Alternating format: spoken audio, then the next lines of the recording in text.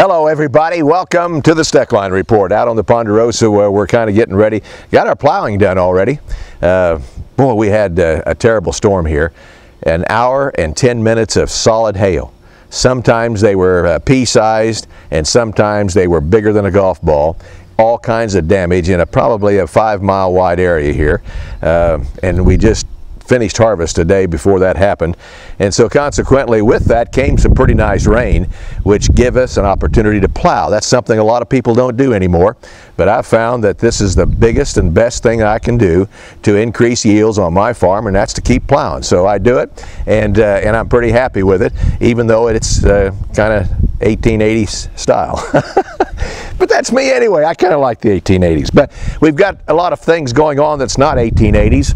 It's 2011, and quite honestly, we've got some people in Washington working on a lot of things that affect us out here on this farm of ours.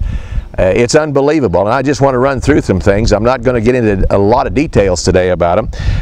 First of all, I do want to remind everybody that our Secretary of Agriculture is telling all of us producers that we have until Friday, July the 29th to apply for assistance under the 2009 crop loss program.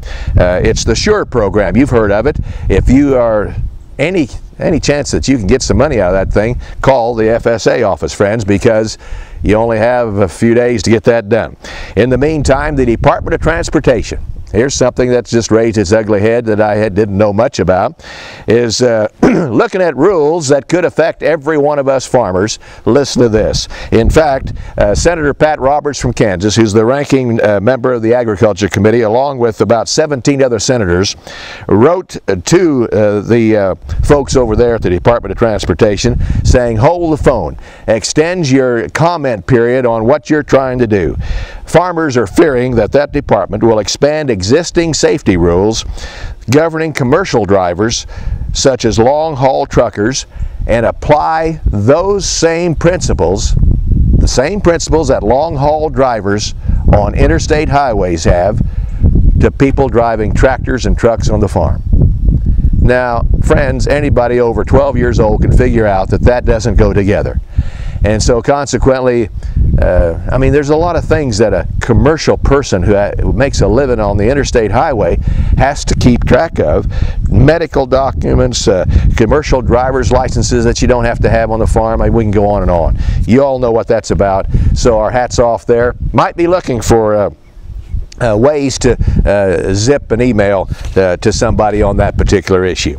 Hey, a couple of things happened in California that all of us ought to know about. First of all, a digester was trying to be built on the Fiscalini farms for the last 2 or 3 or 4 years. They finally got it done. They had a big grand opening recently, but I got to tell you, regulations from the folks in Washington, more commonly known as Disneyland East to some of us here, will show you what has to happen before something like this becomes reality. The owner of this farm says the timeline was doubled and tripled from start to finish. And guess what? It was originally to cost $2 million. It turned out to be $4.5 million at the end. Even though it's in production, makes you wonder how it can make some money with this kind of cost. It's all regulations.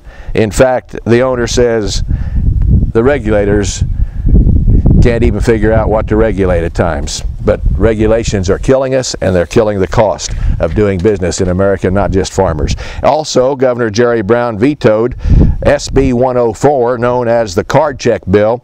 This bill would have enabled unions to bypass elections by urging the majority of growers to sign cards, no elections.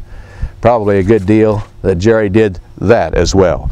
And the cattle situation, folks, they're moving a lot of cattle off of pastures that have no green grass.